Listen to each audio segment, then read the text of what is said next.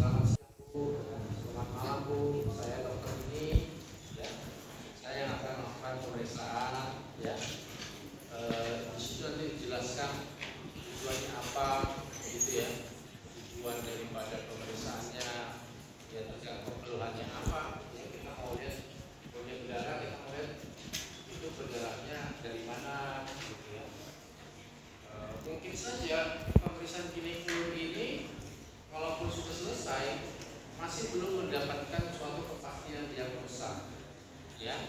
Dan itu banyak seperti itu. Juga lampu kalau udah pakai, kalau sudah melakukan pemeriksaan ginekologi, apakah sudah bisa kita diagnosa si pasien?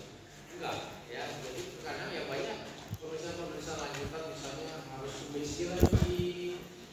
Kalau dia misalnya keputihan, mungkin kita perlu pemeriksaan mikrobiologi lagi, ya.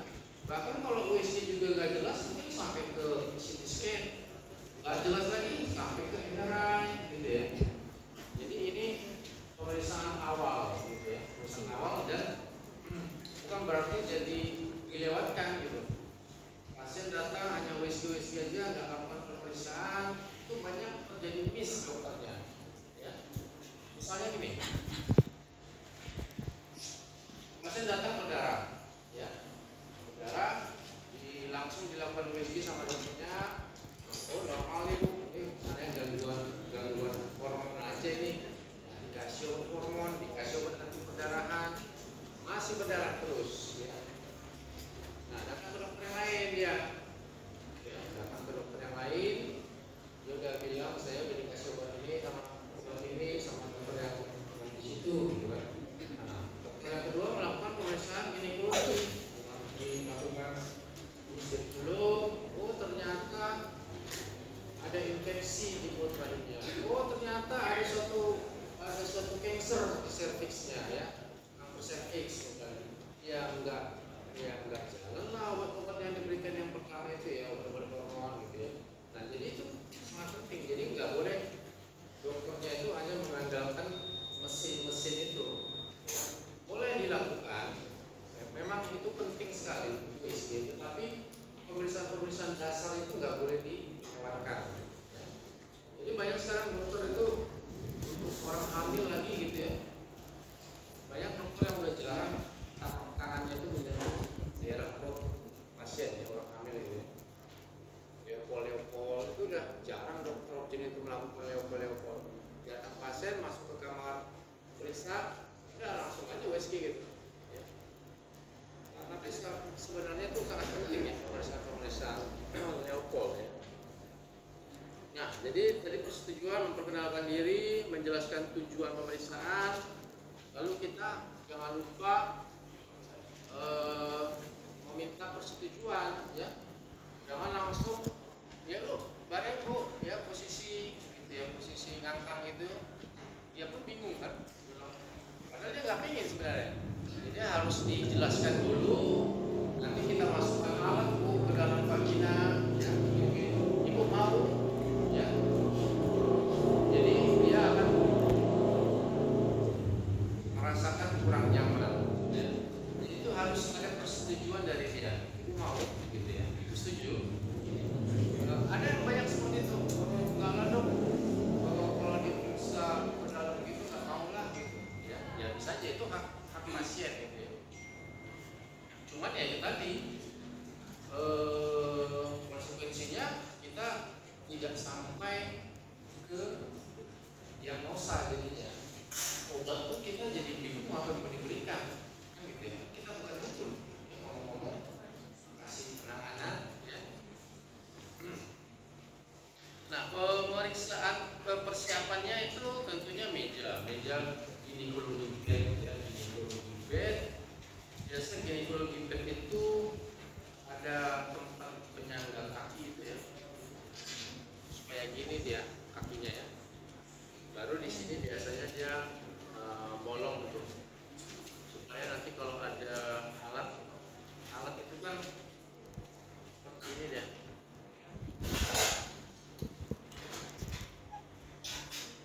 Nah, gini.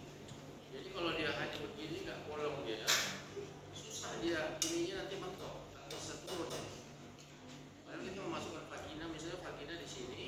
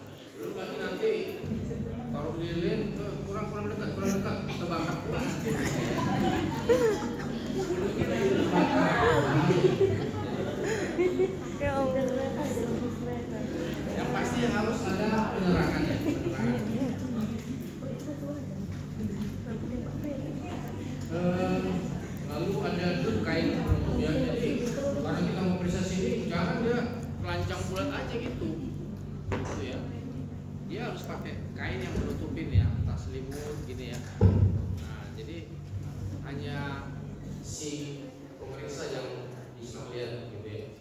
Jadi jangan buka semua gitu.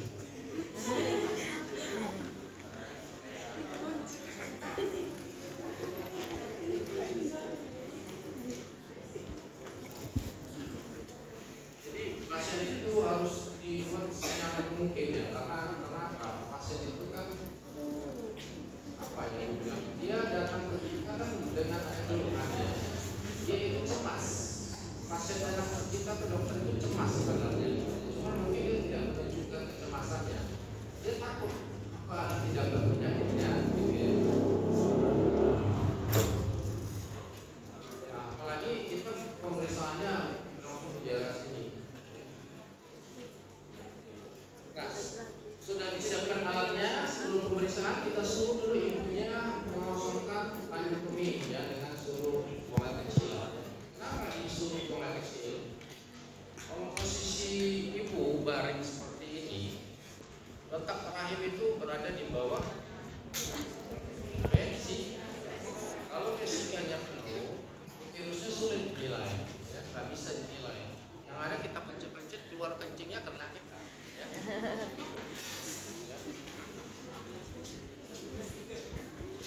Jadi disuruh mengosongkan anatomi, melepaskan celana dalam, bajunya boleh dilepas, ya.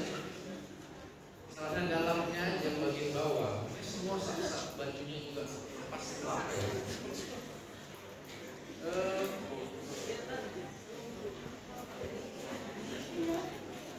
Nah, sudah dia celana dalam, kita suruh dia posisi litotomi, ya.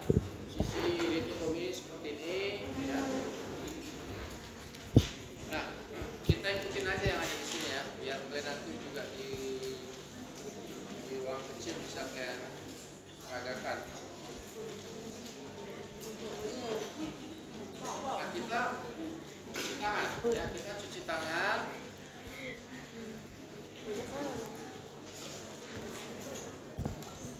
Lalu kita lihat juga abdomennya ya. Jadi jangan kita fokusnya ke sini aja ya. Karena ini juga perlu dilihat ya. Contohnya kenapa harus kita lihat? Misalnya dia berdarah. Ya mungkin berdarahnya kayak karena miom. Ya kalau miom kan bisa juga penjual di sini. Ya, jangan karena berdarah dari sini kita langsung gini aja kita lihat. Jadi pemeriksaan ginekologi itu termasuk sebenarnya pemeriksaan abdomen bagian bawah ya, lower abdomen ya. Di situ apa yang mau dilihat? Abdomennya ya. Dilihat dari warna yang tak biasa, ada parut atau scar, ada guratan, ada ruam, ya itu kulitnya ya. Menekan dengan ringan menggunakan permukaan jari-jari tangan, ya mempalpasi semua area abdomen, ya. Jadi dipalpasi begini, di bagian kiri, ya, seperti ini ya. Nah, identifikasi apakah ada massa, ada yang ditekan, seperti itu ya. Kalau ada massa kita raba, ya, ada massa, ya, itu kita deskriptifkan lagi. Massanya sebesar apa? Batas bawahnya di mana? Batas atasnya di mana? Misalnya batas bawah itu tertekan misalnya di atas fisis gitu ya. Sebesar apa? Jadi tekannya ada, ya.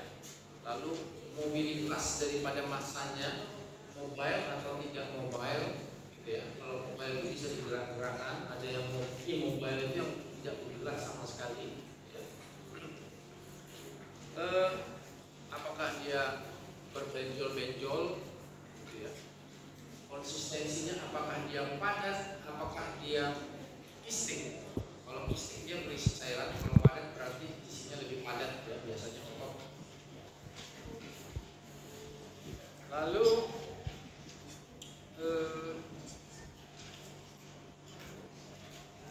kalau dia ada resistensi otot, ya, resistensi otot yang nomor 8 itu ya, dipegang gini langsung gini deh ya, langsung ototnya langsung kayak menjauh gitu ya. Nah itu bisa aja suatu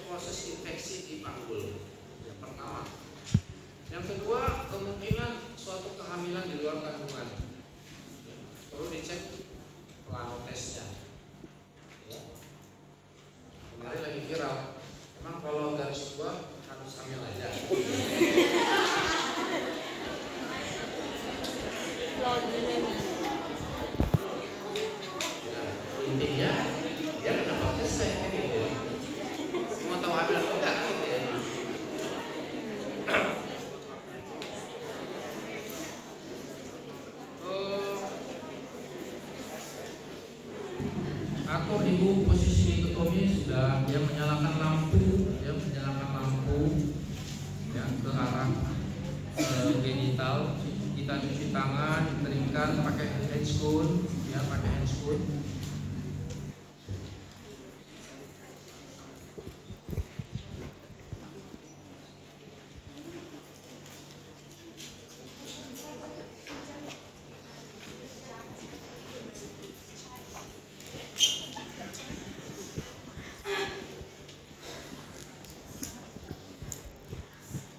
Dokter mungkin di dunia ini lebih banyak laki-laki dari perempuan.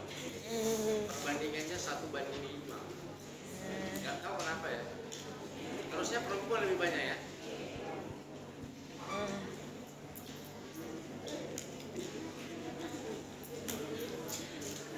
Nah, oke, pakai sarung tangan ya nomor 12. Lalu pemeriksa duduk di kursi yang telah disediakan menghadap aspektus genitalis. Ya. Nah, ini hidup ya.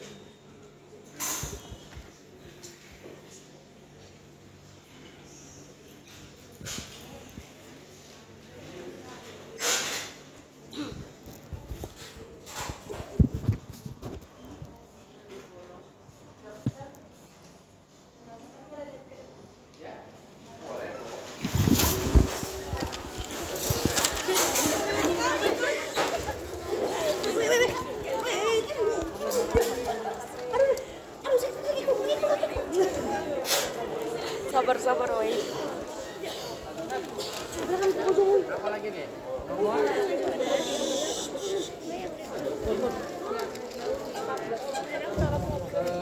Pemeriksa nanti yang lain nggak bisa lihat loh. Mungkin agak Mundur woi. Mundur. yang lain kasihan. Nanti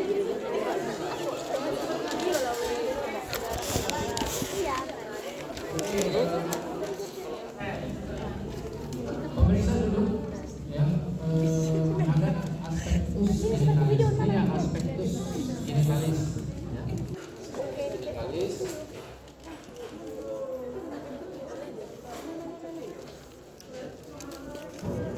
Sikit.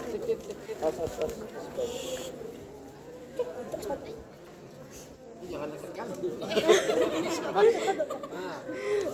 Oke. Lalu lakukan periksa pandang pada daerah vulva ya. Ini vulva. Vulva itu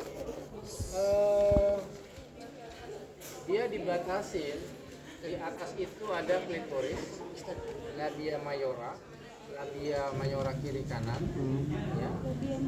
Baru di bagian di bawahnya ini, ya.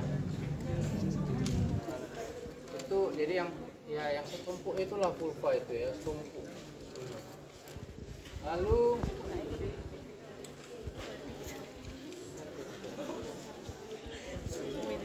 ini perineum ini termasuk genitalia eksterna. Jadi yang termasuk genitalia eksterna, mons pubis, klitoris, labia mayora kiri kanan, labia minora kiri kanan, ya, introitus vagina. Ya di situ introitus itu di situ letak nanti himen ya. Baru perineum. Ya itu genitalia eksterna.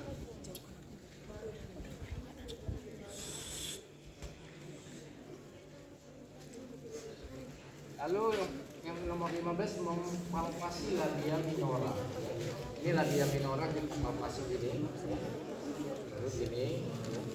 Jadi caranya jempolnya itu di luar ya, gini ya. Ini juga jempol di luar. Gini ya. Dilihat ada nyeri, ada pembengkakan ya, atau ada ulcerasi, ada lesi gitu ya. Memeriksa kelenjar skin untuk melihat adanya kemutihan dan nyeri. Nah, jadi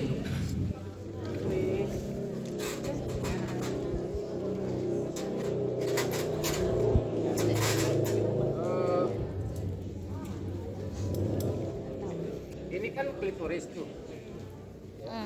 Di bawah klitoris itu ada apa? Tempat lubang pipis, lubang kencing ya. Orificium Uretra. Orificium uretra externum. Oh, wait. Di samping orificium uretra di bawah dikit kiri kanan itu ada apa namanya, kelenjar skin ya, kelenjar skin, lubang ke kelenjar skin ya. Baru ini lubang vagina. Nanti di daerah jam-jam 4 dan jam 4 dan jam 8 gitu ya, itu ada lubang juga mengarah ke kelenjar Bartholin. Jadi sebenarnya wanita ini di daerah vaginanya banyak kali lubang, bukan 2 lubang aja. Lubang kencing, lubang ke kelenjar skin ada 2, lubang vagina, lubang ke kelenjar Bartholin ada 2, gitu ya. Banyak kayak jalan berlubang-lubang lah. Oke, lalu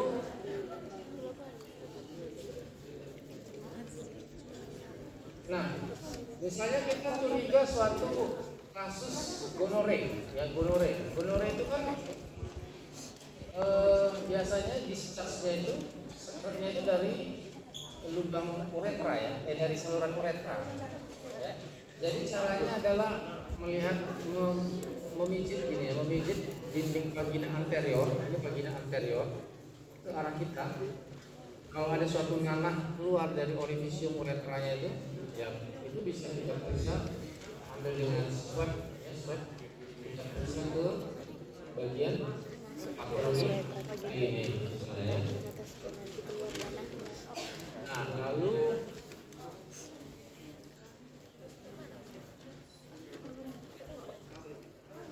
itu nomor 17 tadi.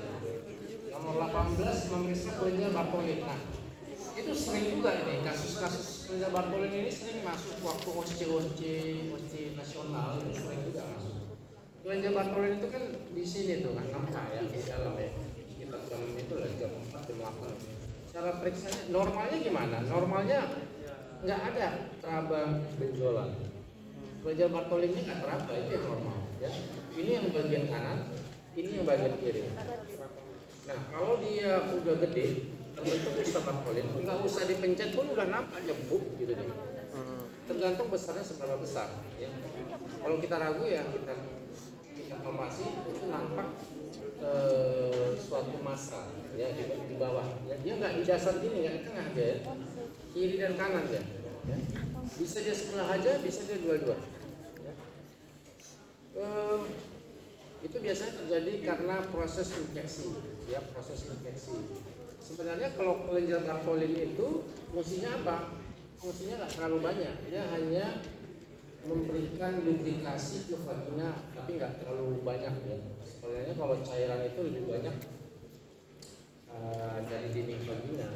Setus juga mengeluarkan suatu cairan, ya cairan vagina. Tapi kalau Bartholin itu, jadi kalau saluran dari lubang ini, dari lubang kelenjar Bartholin itu mampet, ya karena ada infeksi, cairan itu nanti tidak mau keluar dia jadi membentuk suatu abses, ya, isinya nanah. Jadi Bartholin itu isinya nanah, bisa dibilang nanti abses Bartholin ya. Itu bisa dilakukan dengan cara operasi untuk menghilangkan bengkaknya itu. Ya. Nah, jadi nanti diperiksa lah apanya itu cairan daripada massa Bartholinnya itu. Lalu itu semua diperiksa ya. Jadi waktu kita duduk kita periksa inspeksi dan palpasi, ya palpasi semua gitu ya. Palpasi ini kan ya. Nah, itu genitalia luar. Ya, sekarang kita mau masuk ke genitalia internal. Ya. Nah, kita mau lakukan pakai spekulum dulu, ya. Spekulum. Nah, untuk sehari-hari kita pakai spekulum cocor bebek, ya. Karena dia mirip cocornya bebek, atau dibilang juga kusku, ya, spekulum kusku, ya. Caranya memasukkannya adalah kita lebarkan dulu jalan lahirnya, kita kita masukkan dengan cara seperti ini, atau boleh gini pun boleh. Yang penting dia begini ya. Nggak boleh gini, nggak ada vagina yang mendatar gini kan. Nah, semua kan begini vagina kan.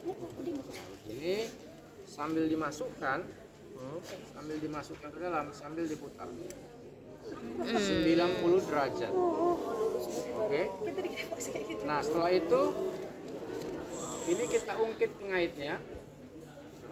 Nah, kita cari di mana serviksnya. Kadang-kadang jangan kita harapkan begitu kita buka langsung dapat serviks.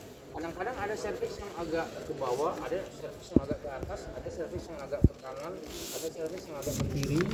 Ya, jadi kalau nggak nampak serviks, geser aja gini. Nah, ini kebetulan ya baru setelah nampak kita, nah coba. Kalau nggak pakai lampu nggak nampak. Kalau ini nampak nggak? Nampak kan? Nah, dia kayak donat kan? Nah, Nggak nampak. itulah porsio, ya. Nampak? Kayak donat. Oh iya nampak. Oh ada dalam. Kan?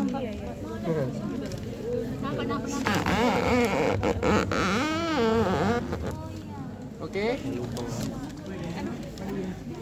Oke. Udah. Nanti kan gini. Oke. Nah.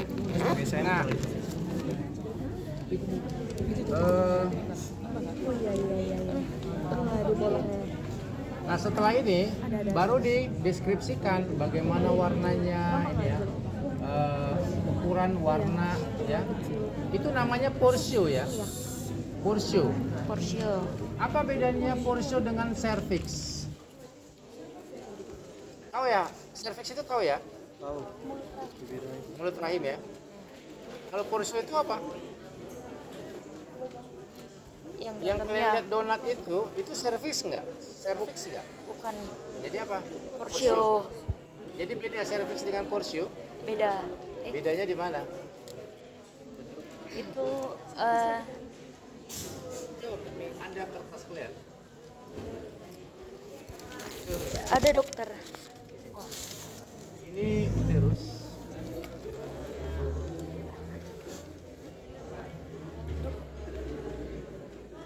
Ini vagina. Oke. Yang kita inspek dulu, yang nampak donat, ini kan? Cervix itu mana? Ya, ini cervix. Ini cervix. Ini cervix. Jadi porsio itu ya cervix. Bagian. Bagian daripada.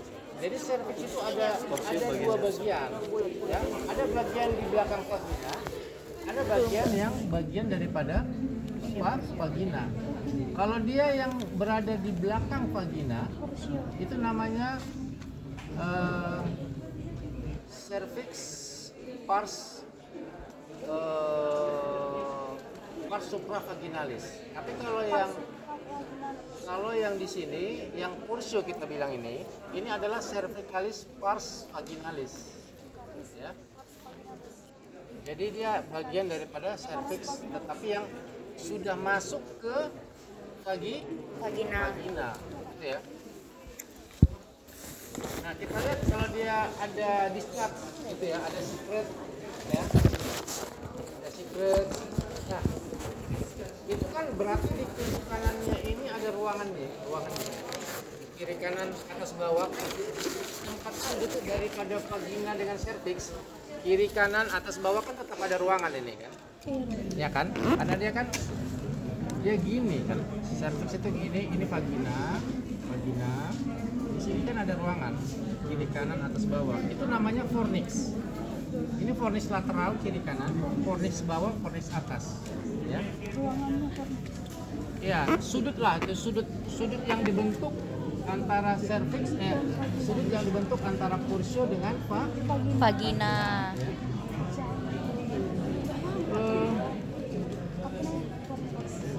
Nah, setelah kita lihat vaginanya, cervixnya normal gitu ya, tidak ada perdarahan di cervixnya, ya. kalau dia datang dengan mengeluh berdarah dari vagina, kita harus nilai darahnya itu dari mana, gitu ya. Dari dinding porsionya kan, atau dari lubang donat itu.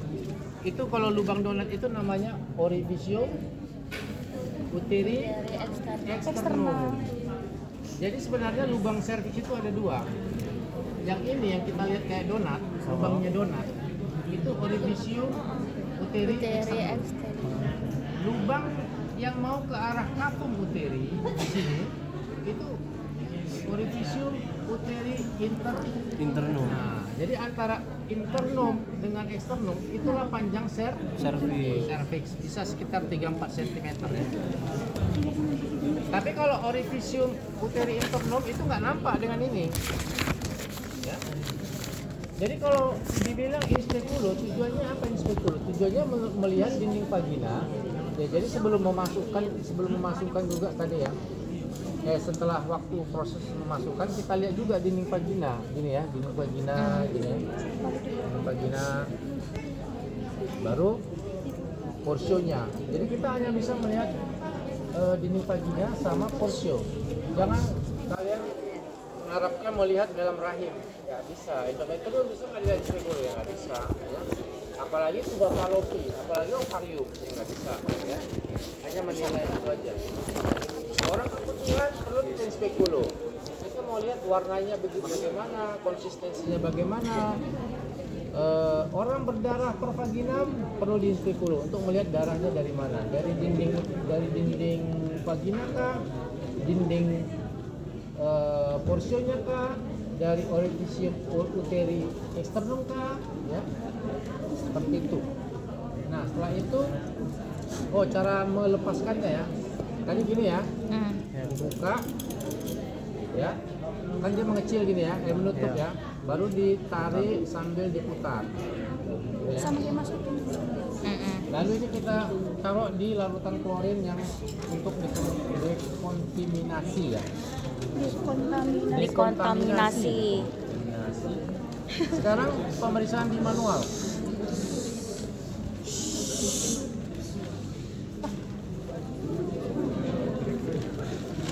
Nah, sekarang kalau dia pemeriksaan di manual itu periksa dalam, oke? Periksa dalam. Kita harus berdiri.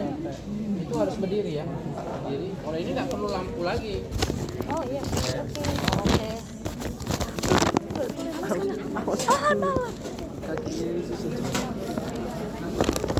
Nah, sebelum PSB kita ini kita anggap kalau istilahnya Enggak maju.